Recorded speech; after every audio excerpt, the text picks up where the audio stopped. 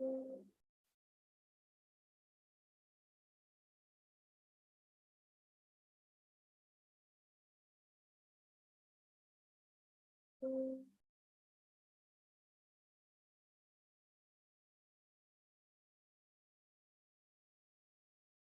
everyone. Welcome. How's everybody tonight?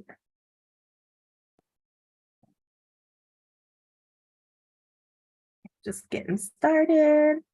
So be sure to say hello and leave a comment. Say hello, leave a comment. Tell us where you're joining from. How are you doing post eclipse? Hello, hello. Hi, Blissful Oracle. How are you? So we're live now on YouTube and TikTok. How's everybody post eclipse? Where are you joining from? Oh, you're going to sign your lease on your storefront. Oh, nice. All right, I got a visitor here. Let's start. Visitor, Peaky Bee. Well, congratulations. Are you excited? Oh my gosh. That's big news. That's good timing. We're kind of at the end of the eclipse. So, hi, April. How are you? You're so excited. Oh, that's exciting for you. That's going to be busy though. Hello, everybody. How's everybody post eclipse? So we're starting a new business. That's good. What else is going on? Anything else new and exciting? Did anybody feel the eclipse? Anybody feel everybody's still coming back from the eclipse hangover? Oh, my cat is purring like crazy over here, so something's happening. Every time I get on the computer, if I'm doing a session or a live or something, she's been wanting to come join. So, and then she immediately jumps up here and then she purrs. When I get her up here, she's purring. Cats are such healing animals. So how's everybody? How was your eclipse? We got a new business happening. Anything else? Anything exciting? I know the weather is shifting, so now it's still kind of daylight. So, hey, Guiding Light, how are you? How's everything? How you feeling after the eclipse? I feel like we all went through some kind of shift and we're just integrating and processing right now. April says she's still exhausted from the eclipse. I know we made it to the other side of the eclipse. I know I was just talking to one of my students today and she said that on the eclipse, it was so powerful and she was just knocked out. And she went into this really deep state and couldn't come out of it. Working on your business. Oh, good. Working on business.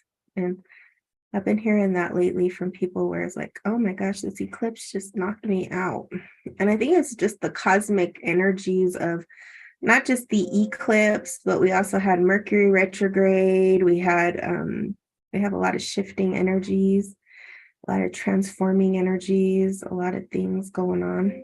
And we're also in the shift of a season. So we're going from spring to summer. We got a lot going on.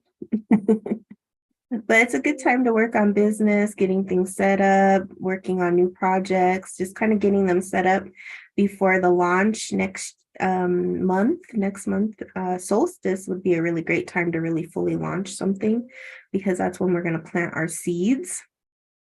Right now, we're still kind of preparing the field, removing anything that doesn't belong in that field, weeding, taking things out, putting things in.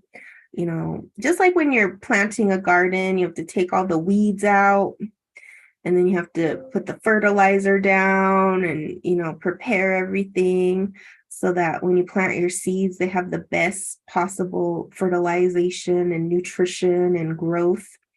So they're going to grow really healthy. Sylvia says, hi, so much processing, but lots revealed, very positive beginnings already. Oh, great. Yeah. That was another thing I was talking about was spiritual revelation. This is a time of spiritual revelation. You saw the power of the eclipse. The night of the eclipse, we were so busy at work, it knocked me out a bit. You know, the thing about an eclipse is that it just highlights or magnifies where you are. So like the tired energy sometimes is like what we call the downloads, or like you're meant to rest. It's down. And then other times you're kind of wired and anxious and nervous and up, and those are like uploads, or you're activating. So there's different ways the eclipse energy and full moon and all that can affect people. But what I always say is it just magnifies something in your life that you need to look at. So maybe if you're super tired, it's like, am I tired in my everyday life? You know, where am I tired in my life? And then when you're like activated, it's like, oh, okay, what part of my life is now activating? Is it, growing and expanding? And where do I need to focus? So today I wanted to talk about empowerment, especially after the eclipse, because now it's time to get on fire, to empower your life. Because as you empower your life this next month up until the solstice, it's going to give you the best possible energy to expand and grow. And thinking about, okay, now getting into a solid routine of empowerment.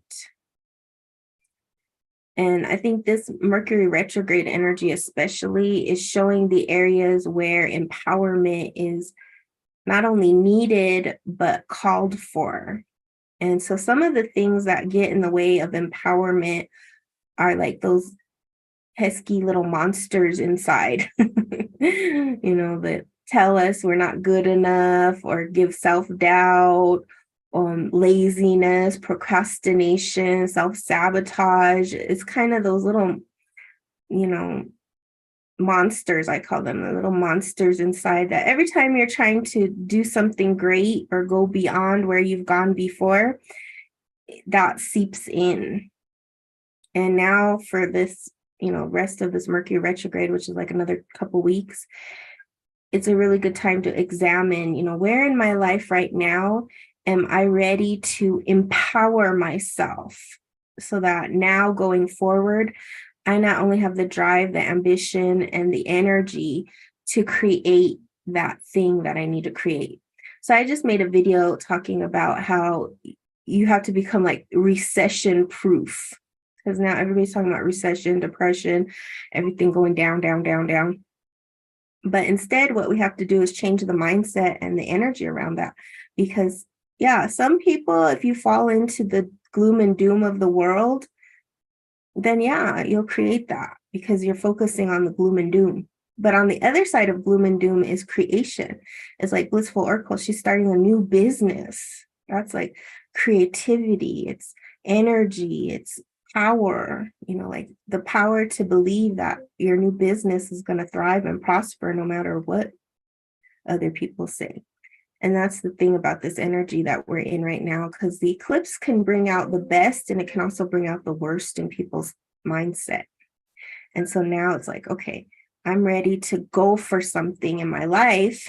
And whatever that thing is, it's like empowering it, giving it the best fertilizer, the best nutrition, the best energy possible for it to grow and thrive and become a strong plant that will harvest. And then once it harvests, it fruits. And it not only fruits for you, but it fruits for your whole community. And that's the whole teaching that I was talking about a few weeks ago about the law of the corn, where it's like every harvest becomes stronger and stronger. Every generation becomes stronger and stronger.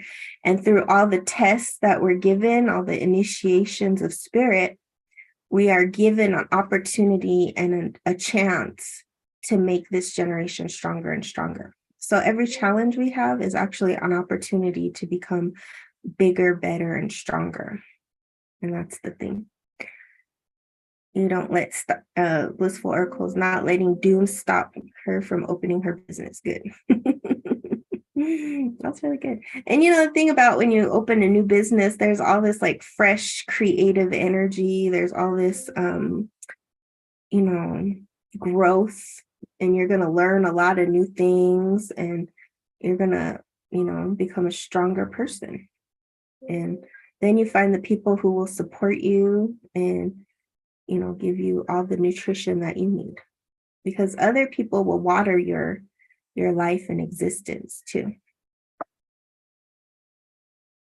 Oh, okay. I don't know. YouTube has something new. It says pop out this video. I'm not sure. So how's everybody tonight? Oh, thank you, Pamela. Sending love and best wishes. Lacey, I don't know. Will Alex come home tonight? Well, I guess you'll find out.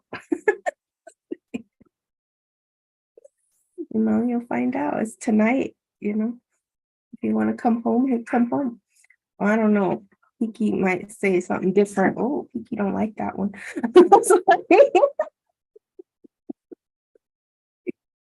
Sorry, Lacey. I don't know about that one. I'm gotta heal before that happens. Sorry. Thing about that cat is she just I know, that's Peaky B. She's the one to ask all those questions too, because she'll give it to you straight up. She'll just No, she didn't get me. But when I asked that question, it was so funny because I looked at her and she was like,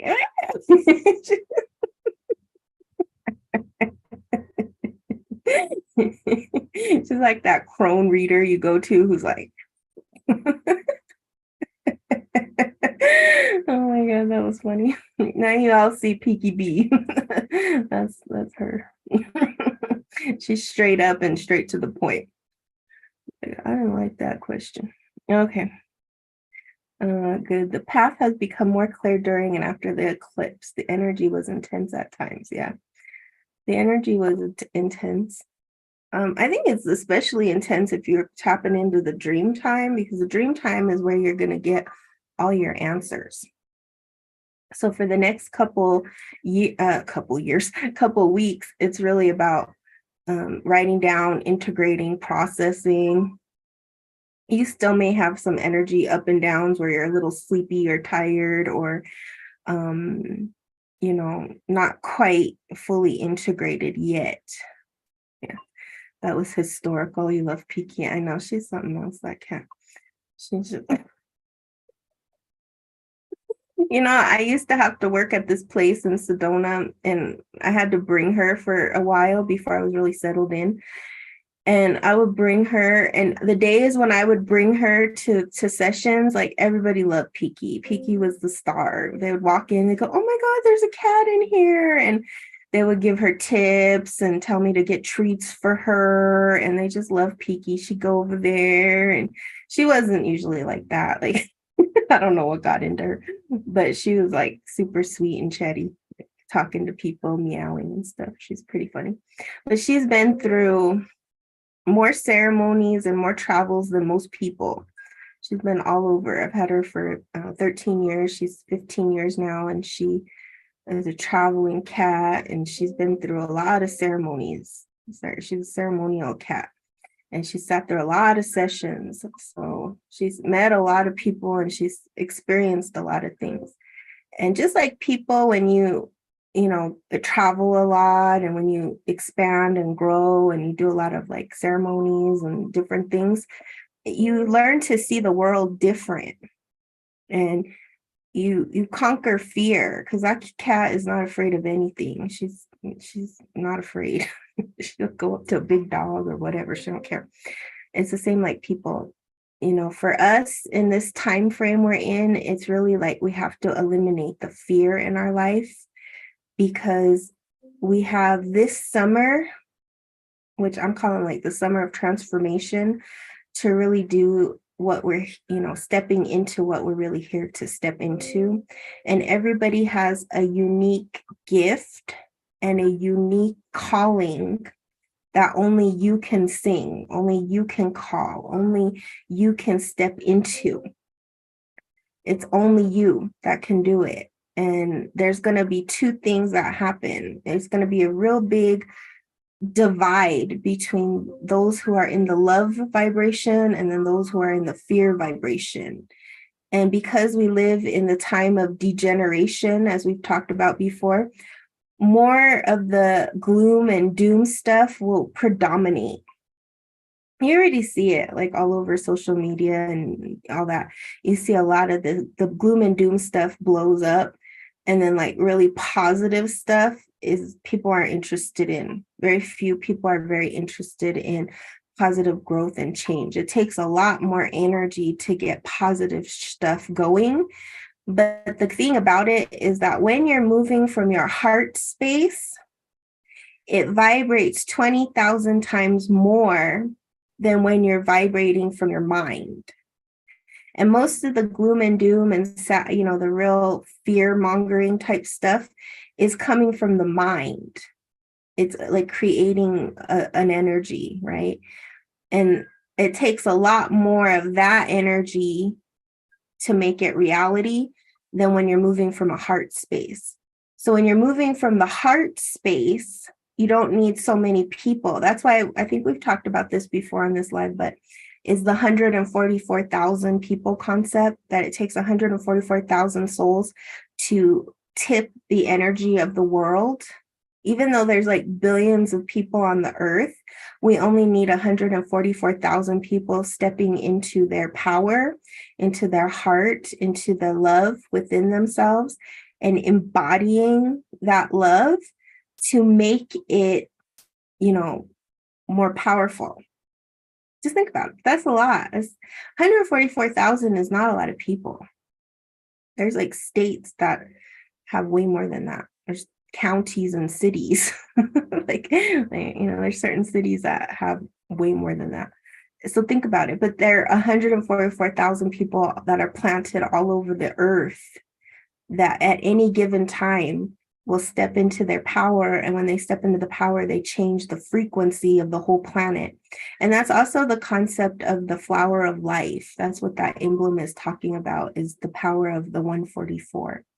And you see that number all over. You're going to start to see it. And especially if you're called to step into that, then 144 will come up in different ways. Like you'll see the number a lot. You'll just be reading something. It'll pop up because it's like a message. Kim says, I'm pretty sure Phoenix has way more than 100. Yeah, Phoenix has millions. and Phoenix is growing, right? But like cities like Sedona, we only have like 20,000 in the whole city, right? Where I am now, we only have like 30 to 40,000. But there are places. But you see, the thing about the 144 is they're not just in one place. And one of the things I often hear from people who reach out to me is that it's lonely. That's the number one thing about a spiritual path that people say, is it's lonely. And the reason why it's lonely is because people who are spiritual are usually not all in one area. Spiritual people are over here and over here. Like if you're part of the 144 thing, then your people are all over. They're not just in one place. You're in Bloomington, California. Hi, Jay. Blissful Seeds says, I see it everywhere. That's how I was told. I was led to my business. I keep seeing 144 and 1129, which is my birthday. Yeah. Mm-hmm. That's you see that number a lot too, Jay? See, the 144 is calling you. So you want to work with the flower of life and understand that pattern.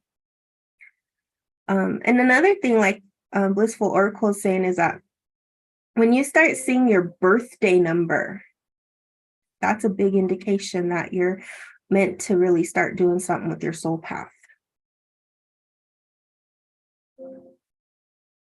You don't know what it means. I should step in. It means it's like calling you. You just saw it today. And that's something I wasn't really planning to talk about that, but you grew up in Bloomington. See, we're starting to see synchronicity right here. So on my YouTube channel, Blissful Oracle just said, I grew up in Bloomington. Jay says, I'm in Bloomington. And I talk about 144, and you guys are all saying, I see that. I seen it today. This is popping up. You see your birthday a lot. Why? Why is this happening? Now we're in the twilight zone, right? We just play that do music. So why I love this stuff, because you can't make it up. This is what we call the synchronicity. So what happens when you start leaving the so-called matrix, or the third dimension, as they call it, or a lower frequency, or the rat race, or the hamster wheel, whatever you want to call it, right? That place that we're all born into, that is traumatizing, that place. When you start leaving that place, which is in your mind and your heart, and life usually will bring you a shock, such as end of a relationship, what they call the awakening. You lose your job, something goes wrong with your health. You start having a spiritual calling, right? And then these numbers start appearing. Mostly in the beginning, it's like 1111, 333, 444, all that stuff. You start seeing these synchronistic numbers. There's even a commercial I recently saw for I think it was life insurance or something, but they were making fun of it. And they were showing 11, 11, 11, 11. The guy kept seeing 11 everywhere. And he was like, what does this mean? Because it kept popping up. And in the same time it kept popping up, he kept having like one disaster after another, right?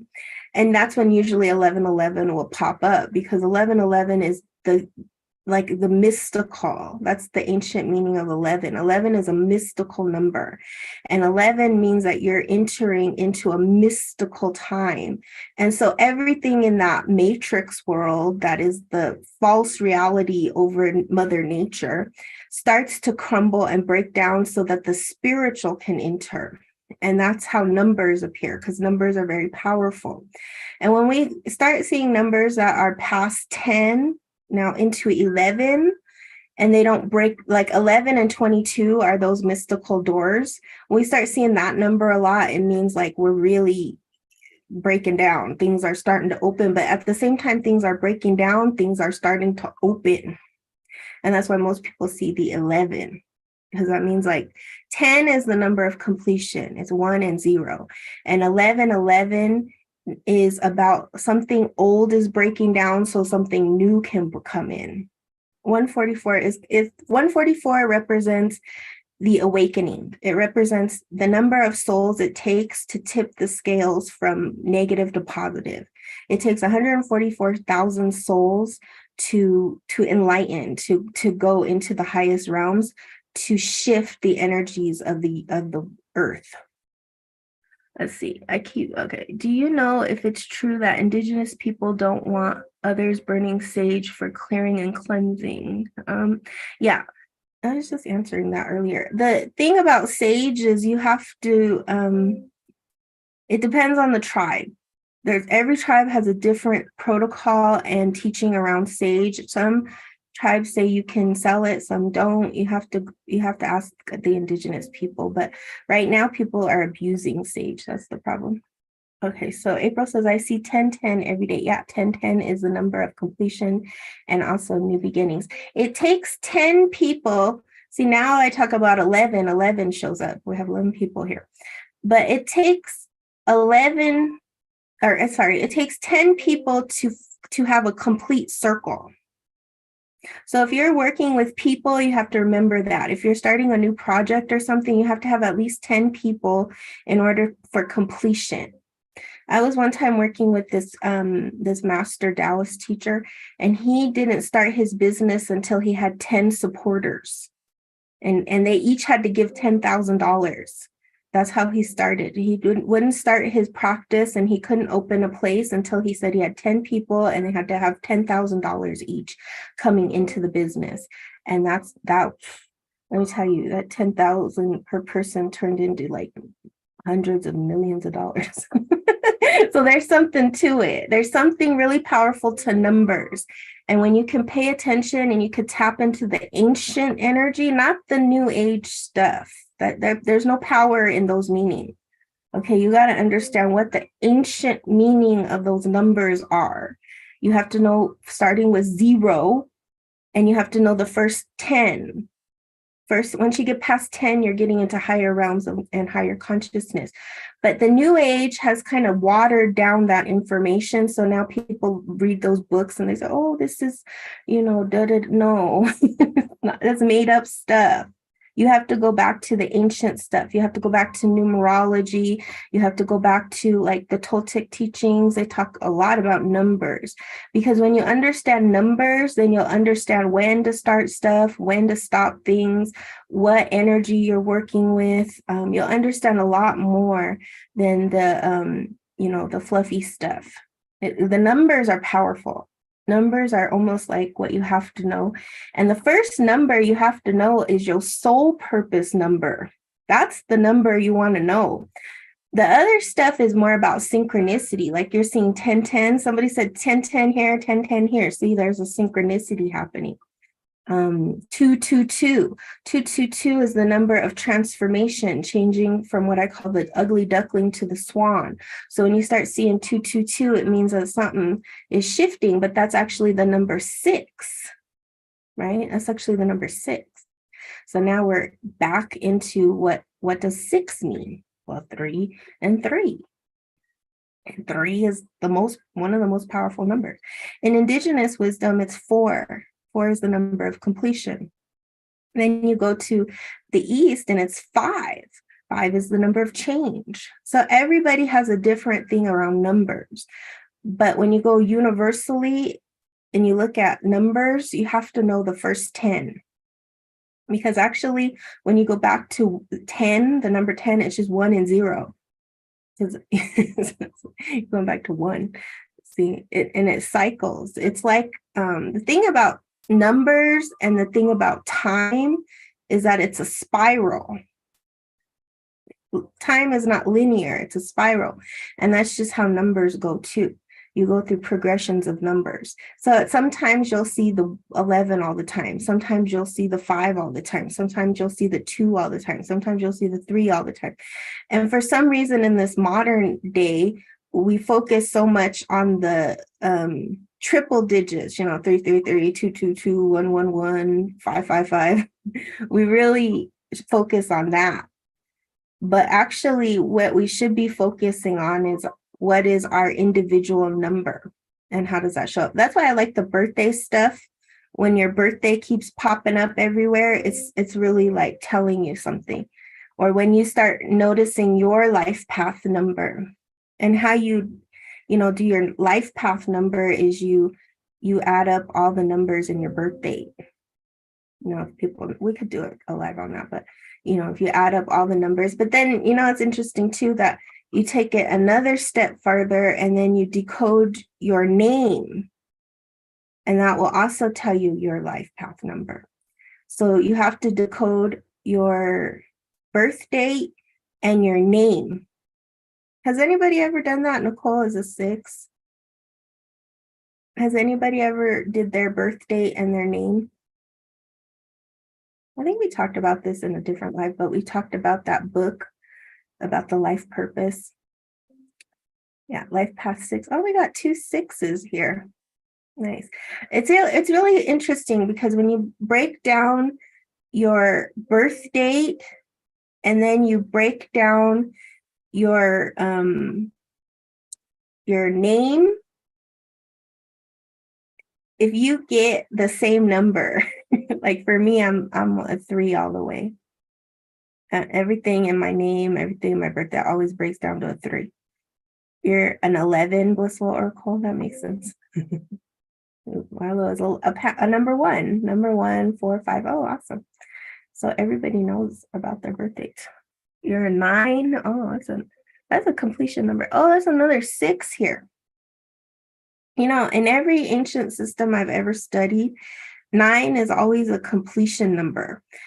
I've never found one system that said otherwise, because 9 is that precipice life. So when you look at life path numbers, you're also able to decipher like where you are in the reincarnation cycle too. When you start to really understand numbers and how they operate and what that has to do with your soul path and your life path, numbers have a lot to to talk about when it talks about where you are in a reincarnation cycle and what you're here to accomplish, how you operate. They tell a lot because we chose those numbers. Yeah, hi Peaky. We chose those numbers. So like even right now we're in a 2023, right? So we're in a 7-year.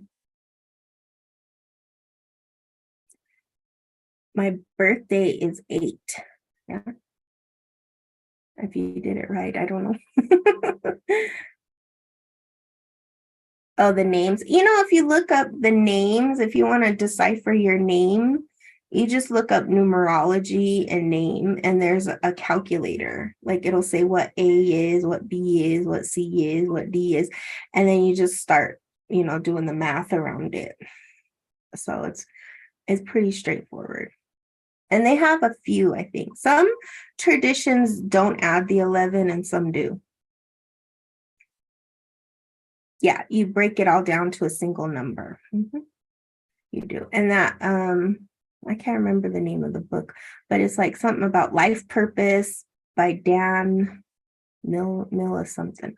I have to look. If you go into my Amazon store, you'll find it. It's under spiritual books. I have it there. It's a classic. It's a classic in the life purpose number stuff because he breaks it down really good. But there's a lot of number books. Any numerology book will do. But then there's also like Toltec numbers that you might want to get into. And there's the Asian numbers and there's the I Ching. There's a lot of stuff on numbers. Because in order to really know thyself, which is the path of transformation. Yeah, Dan Millman. Thank you. Dan Millman is a big blue book. Sorry, I gotta get peeky again. But in order to really know yourself, you have to go back to the original teachings because that's where the gold is. You have to go back to the original teachings and preferably the original teachings of your lineages, because that's what's going to really show you who and what you are. How can you do your name if you don't know your biological maiden name? You just do the name you have now. Yeah, because if you have a maiden name and then now you have a married name, you have shifted, you have transformed, you have changed into a new name. That's the power of a name. When you change your name, you're changing who you are, you're changing your energy, you're changing your frequency, you're changing your vibration, you're changing your destiny.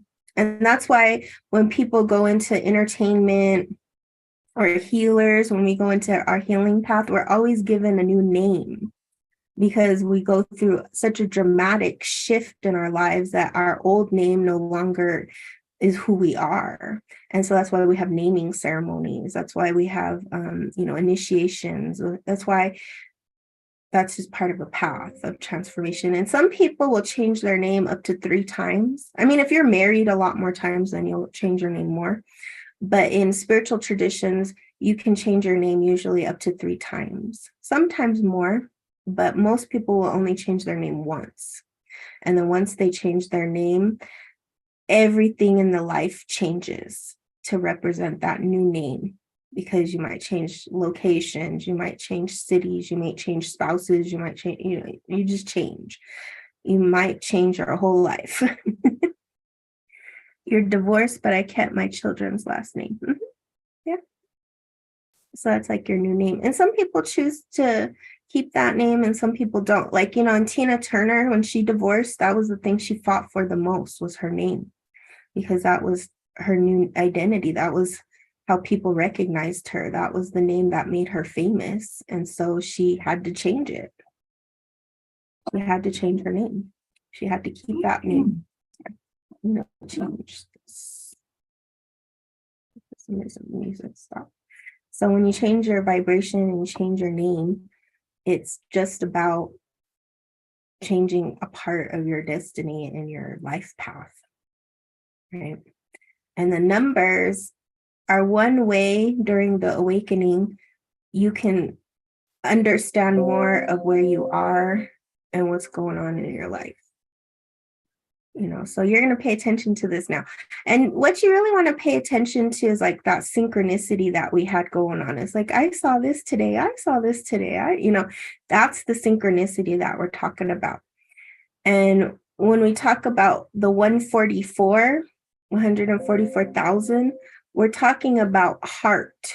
We're talking about people fully living in their heart, which is a different place than when you're living in your mind. Now you need your mind.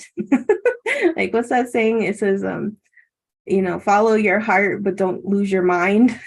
Like, keep your mind because you need your mind, but don't get caught up in the mind, because the mind can also, highlight or magnify all of our fears, our doubts, all those monsters I was talking about earlier, the things that keep us from moving forward in our life.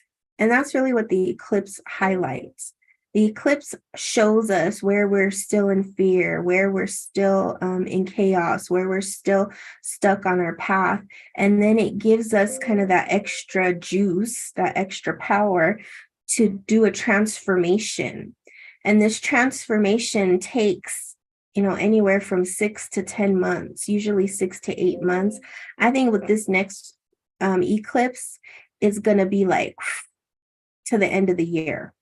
We're going to ride this wave till the end of the year. Hi, Sonia. Hi, New York City Gym. Hi, ladies. Yeah, I'm here every Monday. Today, we're kind of going all over the place. We started with talking about the 144. We went through the eclipse. Now we're talking about numbers. And, one day I'm going to do a workshop on the numbers and stuff. But what I'd like you to start looking at, even like in your own meditations and your own journey, is how numbers and certain numbers are coming up for you. And then write them down and see like what that interpretation is for you. I think we have to get out of the generic and back into what's for you, because there's a generic meaning that someone put on the internet. No offense. But then there's the reality element that is for you, and how these numbers show up and what is going on in your life when these numbers start showing up. Like we talked about, the 1111 is the awakening number, where one thing is falling and the other thing is rising. And then, like in the East, because they work on the 24-hour clock, or what we call military time, they work on that clock. So a common number would be 2222 over there, right? We don't have 2222 much over here because that's not the time system we work on. So different frequencies are in different countries, different parts of the world. And these numbers show up as clues and messages on where we are in our life, what to pay attention to, and how to harness that to empower ourselves. So today's live, I talked about ways to empower your life. And the topic of discussion that emerged were numbers. Numbers are a way to empower your life. Specifically knowing your numbers of what is your life purpose number, what is your name number, because those are all your power numbers, right? You know how we have Powerball? Well, you have power numbers. And those numbers will tell you a lot about who you are, how you operate in the world, and what your destiny is, right? So a lot of people will have, like, let's go with number one. Number one is the number of a leader, right? It's the first of the zodiac. It's the first number. Like even Aries, you know how Aries are the leaders of the zodiac? Well, it's the first. So when you have a one number, it means you're like very independent. You're supposed to go out there and create with your leadership. You're meant to lead others. And so how you would know you're out of your power is when you're not leading, when you're not going for it, when you're in self-doubt or self-sabotage or whatever, and you're not leading. Because the thing about it is that when you are not in your power, you'll know. You'll look at your number say you go get that book or you read something on the internet or whatever, and you start realizing, yeah, that's me. But right now, I don't feel that way. Right now, I don't feel empowered. Right now, I feel out of that. And then, okay, because I'm not leading, I'm not doing this, I'm not, embodying my destiny. I'm not embodying what I'm here to do. You were born at 1:11 a.m. That's a good number. So there's like the two ways to interpret that number is like the 1 and then the 11, right? Those are two different numbers. Or you can say it's a 3. See, there's two systems. Some traditions break it down. They don't keep some traditions when it's an 11 or a 22, they don't break them down. They keep them as they are, and then they do the math around it. And then some traditions, they just would say that's a 3. So it kind of depends on what your personal preference is, but there's two different ways to do it in numerology. But then, like, if you're looking at other systems, you would look at 1 and then 11. The master numbers, yeah. Master numbers, you don't break down. And those are the spiritual numbers. So when we're working with spiritual numbers, it's like if you have an 11 as your master number, like that's what your life path is, then you are going to be on a spiritual mystical path, and you can expect the unexpected. You can expect that you're going to have a more difficult life. That's the thing about an 11. 11 is a difficult number too. Why is it difficult? Because how do you become more spiritual is through challenges and initiations and a life that is more about development of the soul versus development of, materialism, right? Because some numbers are more material and some numbers are more spiritual. So those are the things you have to know. Is like, okay, so maybe I am a more material number, but how do I use the material and balance the spiritual? See, in every number, you're going to have to balance something because no life purpose is perfect, right? You came in to challenge yourself and your spirit. You're a 6. If your life path is 33, it's a 6. A lot of 6s on here. We have a lot of 6s. Yours is 3. You have to do the numerology of your birth date to know your life path number. Master number is 33. You're 6, totally you. I have a lot of 6s. Your mom's birthday is 11.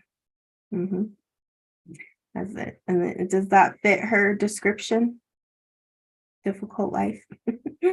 More, 11s are going to be very intuitive too. Like it's a very intuitive, very mystical, very deep person, but may have a lot of challenges.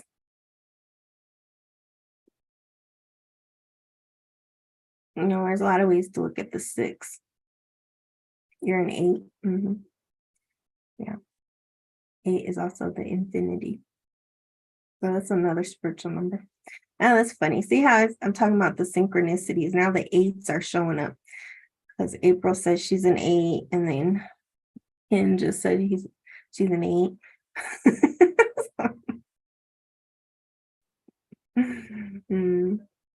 Yeah. You have to go and add your birth date up, the whole birth date, your month, year, and birth year. Your month, date, and birth year. You add it all up, and you'll get your birth date, your life purpose number. But then that's just the beginning of it, because once you know your life purpose number, like I said, you have to go deeper into that number and understand the spiritual components, the material components, and everything about that number. It now becomes your study.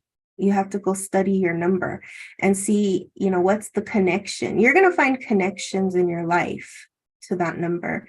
And then if you want, you could go read that book that is in my Amazon store about life purpose and numbers.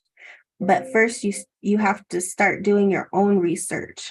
See, this is why I don't like those generic books that are now out there about angel numbers and all that stuff, because a lot of that is just fluffy stuff, but it doesn't go deep like the ancient stuff. Like even if you went deep into the Bible and you looked at the Bible's interpretation of numbers, you will find a lot more than if you went and read a New Age type book about numbers, because the New Age stuff, a lot of that is what you call channeled.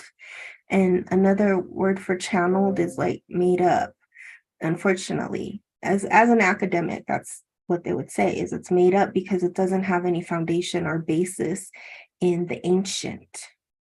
See, part of the ancient study of shamanism is you have to go into the foundations of what the ancestors said. And none of that is what they said, unless, it's something they revived or something.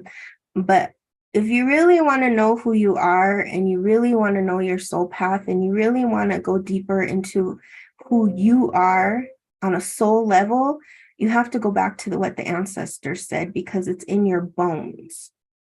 And that has been, fact for thousands of years. They've been working with energies and numbers.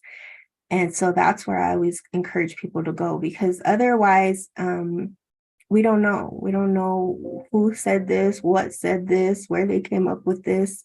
And then it's just stuff. We don't know. We don't have any proof of it. We don't have any,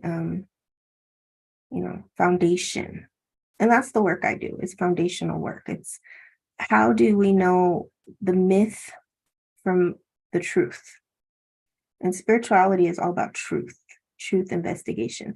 And, you could go to like the Emerald Tablets. You can go to those kind of ancient records from Egypt. They have a lot about numbers in there too. Almost every ancient culture, you'll see some kind of profound teaching on numbers, whether it's the I Ching or the Tonopawali or the Book of Thoth or any of these books. They have the truth in them. Even what's that guy? Who's the guy who made that math thing? Pythagoras or how that you have that math that you probably did that I hated in school, but that guy is the guy who invented the numerology system, the Pythagorean theory, but it's the numerology part. He wrote a whole book on that stuff.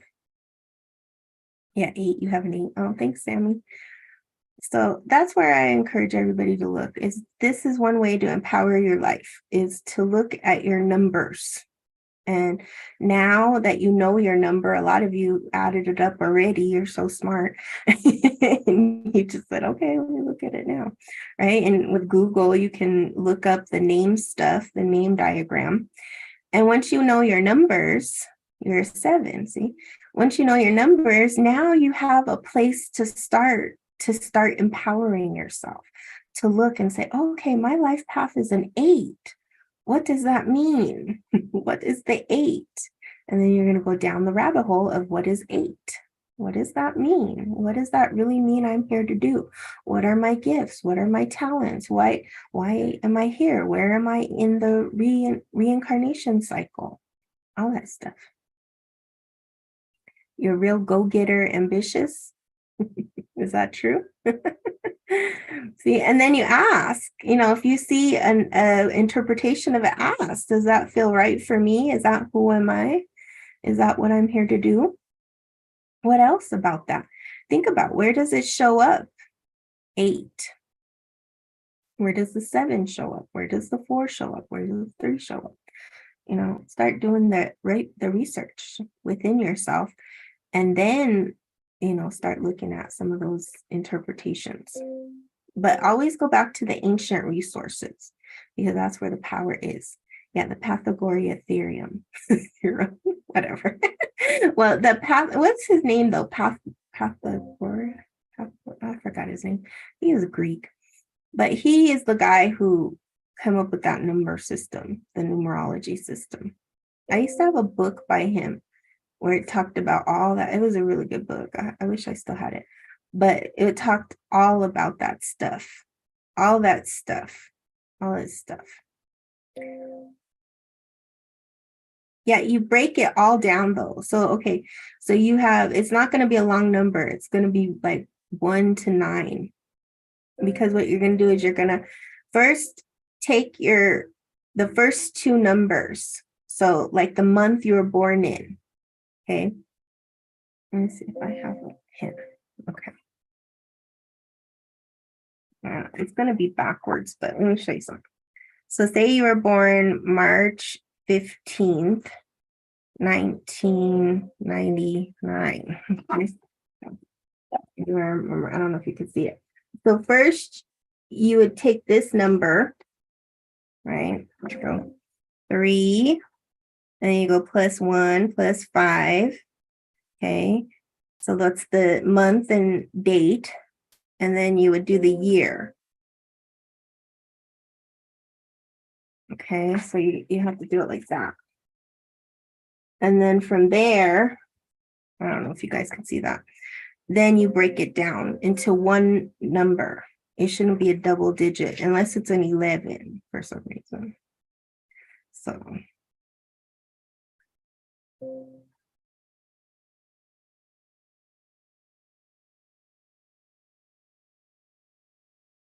Okay, so you just keep breaking it down until you get the number. And it should only be a 1-digit number, not a long number. And you can always Google this too, because I can't show it the other way. Sorry.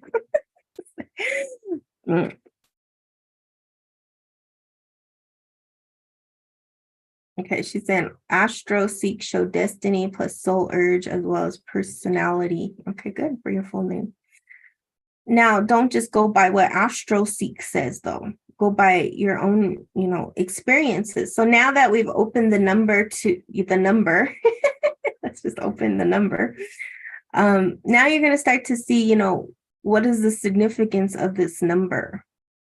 And you can go read, like I would say probably read 3 to 5 different sources and see how they relate. Like notice what is the common theme. And that's why I always recommend that book, because that's out of all my years of research and looking into this stuff, I've done numerology for years and years. That was my favorite book because he did a really good job of breaking down those numbers from a researched and like more scientific, not just whatever.